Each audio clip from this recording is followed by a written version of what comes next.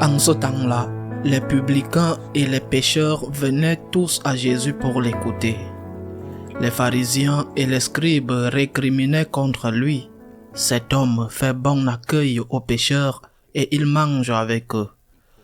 Alors Jésus leur dit cette parabole. Un homme avait 2 fils. Le plus jeune dit à son père, « Père, donne-moi la part de fortune qui me revient. » Et le père leur partagea ses biens. Peu de jours après, le plus jeune rassembla tout ce qu'il avait et partit pour un pays lointain où il dilapida sa fortune en menant une vie de désordre. Il avait tout dépensé quand une grande famine survint dans ce pays et il commença à se trouver dans le besoin. Il alla s'engager auprès d'un habitant de ce pays qu'il envoya dans ses champs garder les porcs. Il aurait bien voulu se remplir le ventre avec les gousses que mangeaient les porcs, mais personne ne lui donnait rien. Alors il rentra en lui-même et se dit, « Combien d'ouvriers de mon père ont du pain en abondance, et moi ici, je meurs de faim. Je me lèverai, j'irai vers mon père, et je lui dirai, « Père, j'ai péché contre le ciel et envers toi. Je ne suis plus digne d'être appelé ton fils, traite-moi comme l'un de tes ouvriers. » Il se leva et s'en alla vers son père. Comme il était encore loin, son père l'aperçut et fut saisi de compassion. Il courut se jeter à son cou et le couvrit de baisers. Le fils lui dit, « Père, j'ai péché contre le ciel et envers toi, je ne suis plus digne d'être appelé ton fils. » Mais le père dit à ses serviteurs, « Vite, apportez le plus beau vêtement pour l'habiller, mettez-lui une bague au doigt et des sandales aux pieds. Allez chercher le veau gras, tuez-le, mangeons et festoyons. Car mon fils que voilà était mort et il est revenu à la vie. Il était perdu et il est retrouvé. » Et ils commencèrent à festoyer. Or le fils aîné était au champ. Quand il revint et fut près de la maison, il entendit la musique et les danses. Appelant un des serviteurs, il s'informa de ce qui se passait.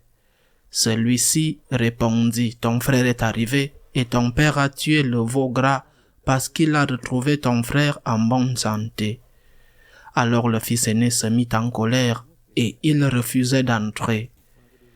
Son père sortit le supplier, mais il répliqua à son père, « Il y a tant d'années que je suis à ton service, sans avoir jamais transgressé tes ordres, et jamais tu ne m'as donné un chevreau pour festoyer avec mes amis. Mais quand ton fils que voilà est revenu après avoir dévoré ton bien avec des prostituées, tu as fait tuer pour lui le veau gras. » Le père répondit, « Toi, mon enfant, tu es toujours avec moi, et tout ce qui est à moi est à toi. Il fallait festoyer et se réjouir, car ton frère que voilà était mort, et il est revenu à la vie. Il était perdu, et il est retrouvé. » Acclamons la parole de Dieu. C'est la belle et profonde parabole du Fils prodigue. C'est une parabole qui tourne autour de 3 personnages, comme s'il s'agissait d'une représentation théâtrale. 3 personnages vont entrer en scène. Je voudrais regarder ce que chacun d'eux nous enseigne.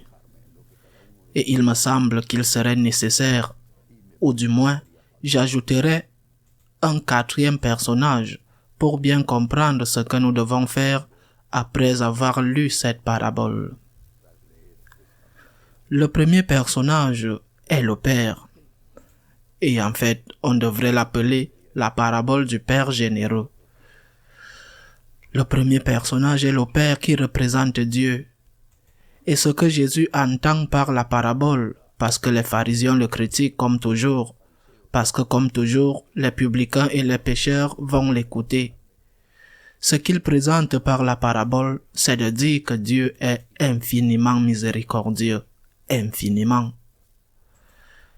Je crois que c'est la première leçon Et le premier enseignement que nous ne devons pas oublier, Dieu est infiniment miséricordieux et Jésus, le Fils de Dieu vivant, est venu pour sauver les pécheurs et guérir les malades, parce que nous sommes tous pécheurs et nous sommes tous malades.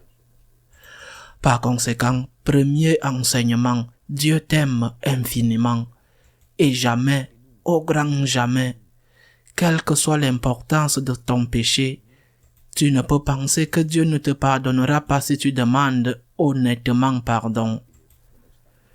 Dieu t'aime infiniment et il y a plus de joie au ciel pour un seul pécheur qui se convertit que pour 99 justes qui n'ont pas besoin de se convertir, s'il y a au moins un juste, à l'exception de la Sainte Vierge Marie, qui n'a pas besoin de se convertir, car nous avons tous besoin de nous convertir. Le deuxième personnage de cette parabole, le fils cadet, c'était probablement un jeune sympa, un conquérant, le dernier-né. Il est possible qu'il se soit habitué aux caprices pour faire sa volonté, le dernier-né. Cela ne signifie pas que tous les derniers-nés sont comme ça, mais ils sont plus à risque. Le fils cadet n'aime personne. Il peut être gentil, il peut être charmant, il est égoïste, il n'aime personne. Il n'a probablement jamais aimé personne et n'aimera probablement jamais personne. Il n'aime personne d'autre que lui-même. Il quitte la maison de son père en pensant que son père, parce qu'il le ferait travailler, son père est un tyran, difficile de vivre avec lui, c'est l'enfer, je m'en vais. Mais il réclame les biens de son père, l'héritage. C'est un symbole de ceux qui pensent pouvoir vivre sans Dieu, parce qu'ils ont leurs propres normes morales, bien que ces normes soient largement dues à leur père, chez ceux qui croient en Dieu. Et il s'en va, tout comme ceux qui quittent l'église et laissent la foi de leurs parents. Et peu à peu, ces normes, ces principes éthiques hérités de leur famille se détériorent. Et à la fin, ils deviennent de purs relativistes qui se laissent influencer par ce que dit la société, par ce que le monde leur enseigne. Et ils détruisent leur vie. Ils se détruisent eux-mêmes, parce qu'un vice est beaucoup plus cher que d'avoir 2 enfants. Parce que les vices ne sont pas seulement un péché, mais ils sont un péché parce qu'ils te font du mal, ainsi qu'aux autres. Ils ruinent ta vie, ils ruinent ta famille. Ces gens vont de mariage en mariage ou d'union en union, ou peu importe comment vous voulez l'appeler. Souvent, ils ruinent même leur santé, ils peuvent même perdre leur emploi ou ne pas y progresser, car lorsqu'il n'y a pas de principe éthique, mais seulement de l'égoïsme, on n'est finalement même pas capable de devenir un professionnel respecté. Quoi qu'il en soit, il arrive un moment où, peut-être à l'approche de leur mort, ils se rendent compte qu'avec le recul, leur vie n'a pas été d'une grande utilité. Ils ont pu avoir des enfants. Il est possible qu'avec plusieurs femmes ou avec plusieurs hommes, ils ont pu avoir des enfants, mais les enfants n'ont pas été éduqués comme ils auraient dû l'être, comme leurs parents ont pu les éduquer. Mais cet homme égoïste, immense égoïste, ne décide pas de retourner dans la maison de son père pour son père. Il n'y a pas un soupçon de tristesse sincère pour les dommages qu'il a causés. C'est une pure présentation de ce qu'il va dire quand il verra son père. Il prépare le discours. Il ne dit pas « Je retourne à la maison de mon père parce que mon pauvre père souffre sûrement parce que je ne suis pas avec lui. Parce qu'il n'a pas de nouvelles de moi. » Non. Pauvre mon père, le mal que je lui ai fait, je vais y retourner et lui demander pardon. Il ne dit pas cela. Il ne se soucie pas de son père. Il dit que dans la maison de mon père, on mange mieux, et je vais retourner dans la maison de mon père pour manger mieux qu'ici. Il continue à ne penser qu'à lui, mais il prépare la formule qu'il sait devoir utiliser pour adoucir, parce que dans son égoïsme, il ne pouvait même pas imaginer que son père l'aimait. Eh bien, pour adoucir le cœur de son père, « Père, j'ai péché contre le ciel et contre toi, et je ne mérite pas d'être appelé ton fils. Traite-moi comme un de tes employés et nourris-moi. » Rien de plus formel. Il n'y a rien à l'intérieur, pas de véritable repentance, pas de peine de cœur, pas de regret pour le mal fait à son père. Il y a la famine et rien d'autre. Intérêt. Si nous transposons cela à la situation dans laquelle certains peuvent se trouver, nous pouvons dire que le mal fait à Dieu n'a pas d'importance et que ce qui compte, c'est la peur de l'enfer. Par crainte de l'enfer et non pas par une réelle peine de cœur, pour avoir offensé Dieu notre Seigneur, offensé son infinie bonté, par pure crainte de l'enfer, c'est-à-dire fondamentalement par égoïsme, on retourne dans la maison du Père. Le Père sait, enfin, dans ce cas de la parabole, le Père, je ne sais pas s'il savait, aurait pu savoir ce qu'il y avait vraiment dans le cœur de son fils et au-delà de la formule de demande de pardon. Mais dans le cas de Dieu, il le sait. Dieu sait que ce n'est pas le mal causé qui te pousse à revenir. Dieu sait que tu continues à être égoïste, que tu penses à toi-même et pourtant, Dieu te pardonne. Il t'aime tellement, tellement infiniment qu'il s'en moque. Il sait que tu n'es pas converti et il sait peut-être que tu ne te convertiras jamais parce que ton égoïsme est une armure indestructible et que l'amour de Dieu et l'amour de ton prochain se heurtent à cette armure et ne font pas une brèche. Et malgré cela, il te donne une fête à ton retour. Malgré cela, il te pardonne parce qu'il t'aime. Je le répète, c'est le grand enseignement de la parabole, l'amour infini de Dieu, l'amour immérité de Dieu. Dieu t'aime, et même si tu n'as aucune douleur dans ton cœur pour l'avoir offensé, ce que tu devrais avoir pour avoir blessé un Dieu si bon, même si c'est seulement parce que tu crains l'enfer qui existe, et qu'on te jugera pour cela, même si c'est seulement pour cela, Dieu te pardonne et te reçoit plein de joie dans sa maison. Troisième personnage, le grand frère. Eh bien, c'est un bon garçon. Avec cette figure, Jésus représente les pharisiens qui le critiquent. C'est un bon garçon, un bon fils, mais il a deux problèmes. Le premier, l'orgueil. L'orgueil des pharisiens qui étaient des gens bien, de bonnes personnes, mais pleins d'orgueil. Et leurs bonnes actions les rendaient encore plus orgueilleux.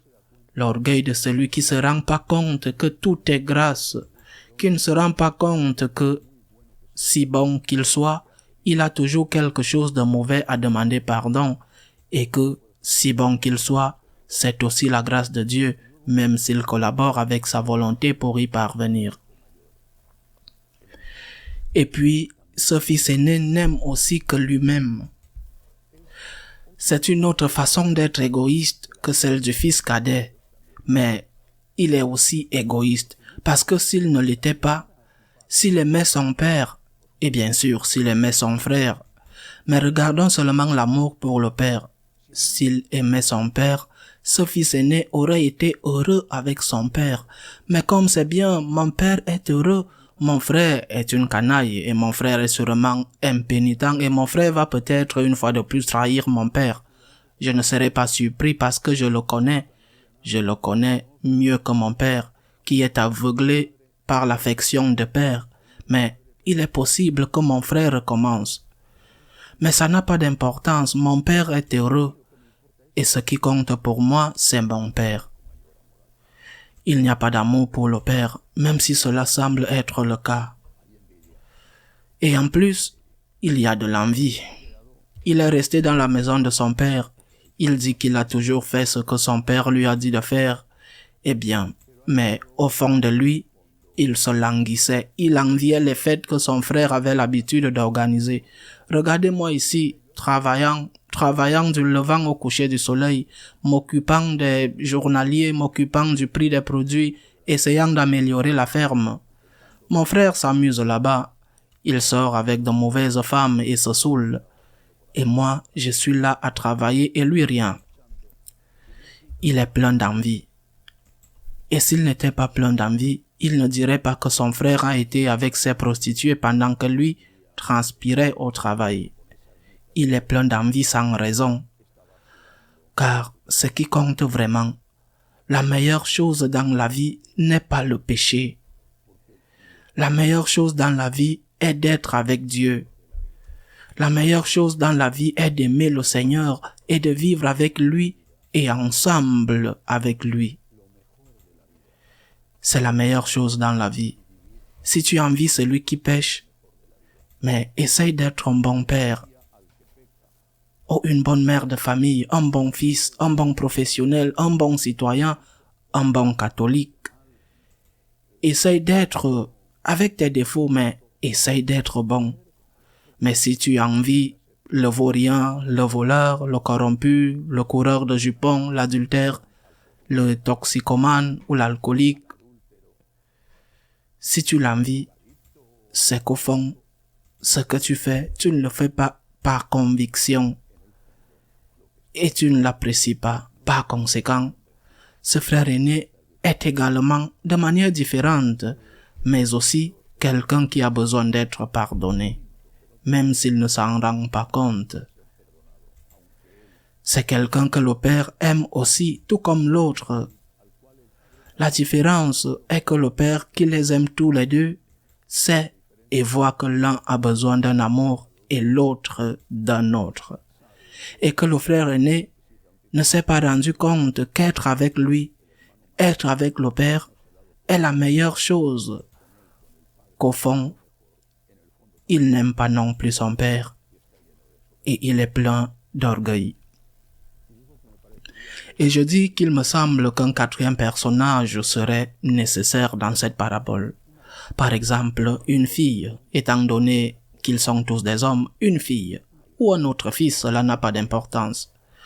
Une fille qui, voyant ce qui se passe et voyant son père triste parce que le fils aîné ne veut pas entrer dans la maison, le fils aîné ne veut pas partager la joie de son père, le fils aîné ne se soucie pas que son père soit heureux et ne se soucie pas de faire souffrir son père.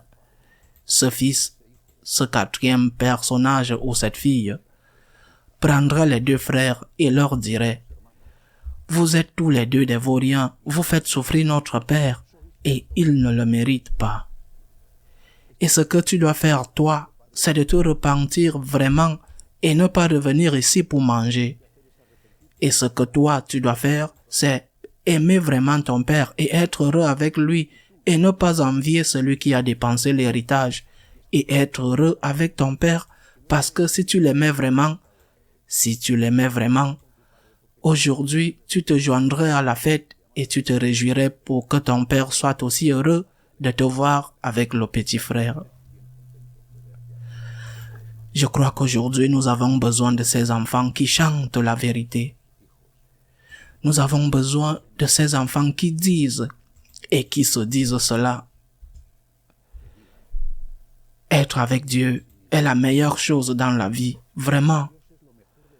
La meilleure chose qui puisse t'arriver, n'envie pas ceux qui sont loin, qui détruisent leur vie et très probablement risquent leur vie éternelle. Être avec Dieu, c'est ce qu'il y a de mieux. Sois animé par la gratitude. Sois animé par l'amour pour le Dieu qui mérite ton amour. Fais la faveur de t'occuper d'une autre personne que toi-même. Fais-toi une faveur, même pour ton propre bien, de te soucier de Dieu et de penser à ce que tu devais faire pour plaire à Dieu, de remercier Dieu pour tout ce qu'il t'a donné.